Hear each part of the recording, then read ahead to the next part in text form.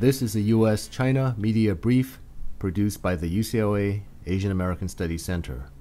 The U.S.-China media brief features interviews with experts and other prominent individuals involved in studying and documenting the dynamic and ever-evolving relationship between the United States of America and the People's Republic of China. I'm Russell Leong, Director of the U.S.-China Media Brief of the UCLA Asian American Studies Center. Our purpose is to provide a more balanced view of U.S.-China relations for the U.S. media through our media brief and website. Today we have the pleasure of talking with Executive Dean and Professor Xiguang, Professor and Head of the Tsinghua University's Communication and Journalism Center. Welcome to the U.S.-China Media Brief, Professor Li. I'm wondering whether you could just tell us a little bit about your background and experience as a journalist working in China and also in the U.S. I've been a journalist since mid of 1980s when I became a student in the graduate school of journalism in Beijing many years ago. My first journalism professor actually was the boss of Edgar Snow. When Edgar Snow was a journalist in Beijing, my English professor actually at Nanjing University, where I went to college, and Professor Liang Sichun in 1930s, Professor Liang hired Edgar Snow as his faculty members in 1930 when he taught at Yanjing University in the journalism department, and Professor Liang was the chairman of Yanjing University journalism department. And later, Professor Liang moved to Nanjing and became a professor of Nanjing University. And so after Cultural Revolution, he was still alive and he continued teaching at Nanjing University. And fortunately, when I was accepted by the university, he was one of our English teachers, and he taught us the course American newspaper reading, and actually he gave us a lot of knowledge in journalism. Actually, and Professor Liang Sichun, I learned, was also a graduate from Missouri University. That was, when I was college student, I learned American journalism, and later I went to graduate school in Beijing, and I became a graduate school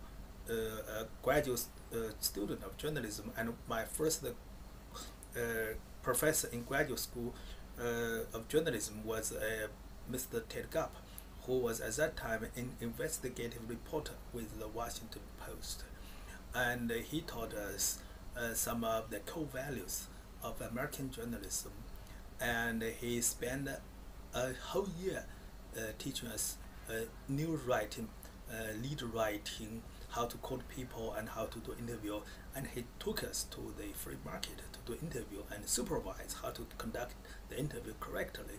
I was impressed a lot about it. Now I use many of the way Ted Gupp teach method. And then after I left the Graduate School of Journalism of Chinese Academy of Social Sciences, I became a journalist, a full-time journalist with Xinhua News Agency.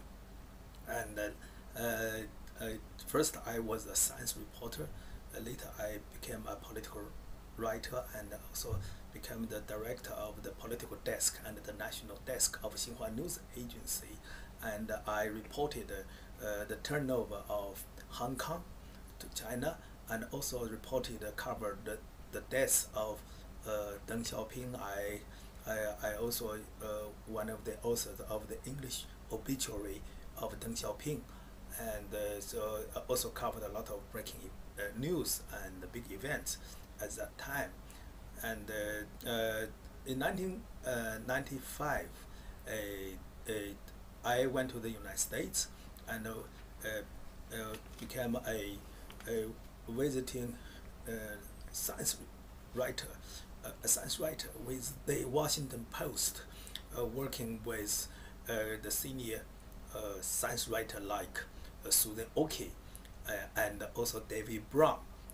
I don't know if Susan Oki is still working with writing for the Washington Post. At that time, she was my mentor and supervisor, and David Brown was my colleague. She sat just next to my desk. But now I often see David Brown's article, particularly at current swine flu. Almost all the stories about swine flu were written by him in the Washington Post. I was very proud of him being my colleague, and I learned a lot from the.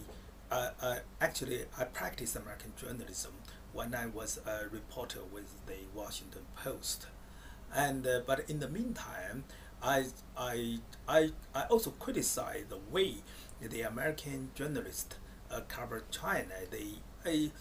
As a reflection, and why the American journalists way of covering China is not well accepted by the Chinese, probably for the reason that they don't know about China very much, and the American know about the United States deeply and with full knowledge, and they could not report it wrong. If they reported it wrong, and if they make factual mistake, the ordinary reader, even a high school student, a primary school student, would write a letter to the editor and correct it. But most American people don't know about China, and probably they don't care about China too much. And if they made factual mistake about China, so reader accepted the truth. People don't correct it. If a Chinese reader or American Chinese writing a letter asking them to correct a factual mistake, they would not do so because they think that most Americans accept that fact.